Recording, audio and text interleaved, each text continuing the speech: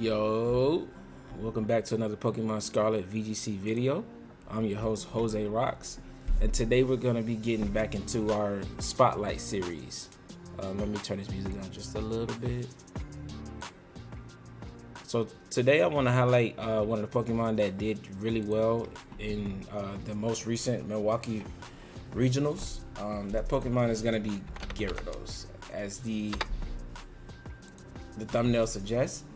So Gyarados. So what made me want to spotlight this Pokemon is, for starters, it's a very strong part of the fire, water, grass core, and it's a good option to use like over Palafin if you're just looking for a water type to be supportive and still do give it a little bit of water damage out, right? So what's the most popular set that I've been seeing is Water Terror, not Water Terror, Waterfall with Steel Terror. So it's Thunder Wave, which is the most, annoying part of this. It has Taunt. And then the third one could be Filler. If you want to, so Gyarados is 4 times weak to Electric, and if you don't always want to Terror your Gyarados on turn 1, right? In the threat of like a random Electric type attack or like Thunderbolt from Fluttermane. So Protect is always, the most optimal, but you could go like Helping Hand or Iron Head in that slot, just to help you with different matchups. And then Citrus Berry. So what makes it so threatening is it's not necessarily the Intimidate plus the being immune to ground. Those are just benefits that come with being a flying water and being having Intimidate ability. It's really Thunder Wave. So Thunder Wave is incredibly powerful, even though it's only 90% accurate. Sometimes at some points it feels like it's 100% accurate because it rarely misses. And when it does miss, it's not like one of those moves that puts you very far behind because you missed it. You're usually going for Thunder Wave to prolong your game and like do things in the future, shut things down in the future by them not being able to move. It's not one of those things where you're looking for an immediate impact unless you outspeed something with Gyarados and you want it to your partner to outspeed it. So you're going for Thunder Wave, but Gyarados is usually not running that much speed investment. So Thunder Wave initially, like missing it the first time, is not always detrimental, because you're not always going to get that pair the first turn anyway. So a little bit about Gyarados. It's a Gen 1 Pokemon that's been around for a long time. It just recently came back into the meta. It was completely non-existent in Series 1, Series 2, Regulation A and B. And it just came back to Regulation C. I don't believe that that Gyarados will be used past this regulation because Regieleki is going to be in the next one. And just having Regieleki and being forced to always have to protect or tear this thing immediately is kind of going to remove its viability. But right now, there's not that many good Electric type attackers in the format. And it also intimidates Iron Hands, right? And then you can use your other teammates to kind of annoy Iron Hands with it.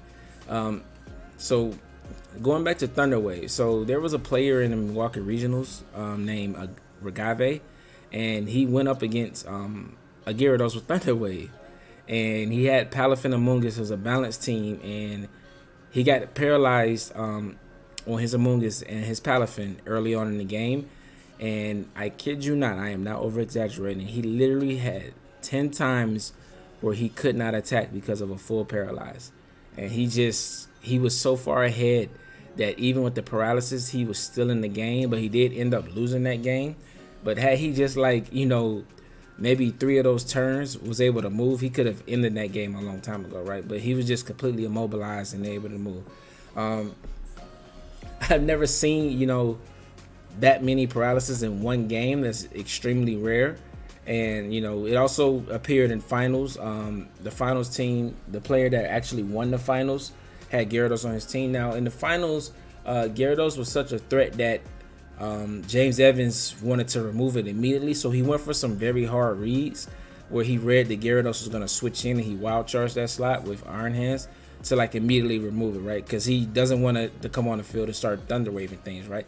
So he specifically went for that hard read just to make sure that Gyarados couldn't do what it wants to do. which I respect that. It takes a lot of guts to do that in the finals. James still did end up losing, but he did put up a good set with that. So some Pokemon that you compare it to, Arcanine, which is another Intimidate user in the format. Since it's a water type, you compare it to Palafin on the balanced teams.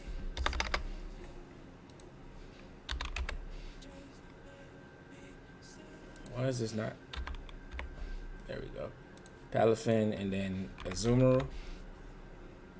And I don't think there's any other relevant Intimidators. Maybe sure I'm not missing anyone. Landorus will be his competition. Like I said, this Arcanine may still be around, but Landorus is going to be the main Intimidator in the next format, right? I guess Salamence, similar role, flying type, with a 4 times weakness as well, with Intimidate. Gyarados is better just because this being weak to Flutter Mane and being one shot by Flutter Mane and forced to Terra is always, not good. And the thing is, Gyarados does get one shot by electric type attacks, but fairy type attacks are a lot more common than electric type attacks due to Flutter Mane being the highest usage Pokemon in the format, which is why you use Gyarados over Salamence. Azumarill is just, strictly offense. You don't really see any support sets. So if you're looking for something to balance your fire water team and give you better switch ins, Azumarill is not really that great of a switch in mind unless you're switching in on like, a water type attack or a dragon type attack. Usually, you invest a lot into its offensive. So it's not that it's bulky, but it's not like extremely bulky. And you usually always never have a citrus berry on it. The belly drum set is kind of outdated, and that's not something that you really want to switch in anyway, right? With a belly drum. So, Gyarados is really good for pivoting, right? If you like a pivot style gameplay, which is what I like to pivot. I like super offensive teams, but when I build a defensive team, I like things that can pivot a lot, right?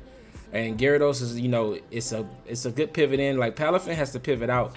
Gyarados likes to pivot in, right? So it's kind of like the opposite of the spectrum. Gyarados wants to pivot in and be supportive. Palafin wants to pivot out and come back and be offensive, right? And the difference between this and Arcanine is that it gives you a different typing as far as your Intimidate goes. That way you free up a slot to use like Chi-Yu, which is a little more offensive than Arcanine, to free up your fire type slot, right? So I do believe Gyarados goes better with Chi-Yu, and then Arcanine probably goes better with Palafin, right? If you want to use the water and fire core, and then Amoonguss is great with both sets, right? So you can go with either side of the spectrum when it comes to that.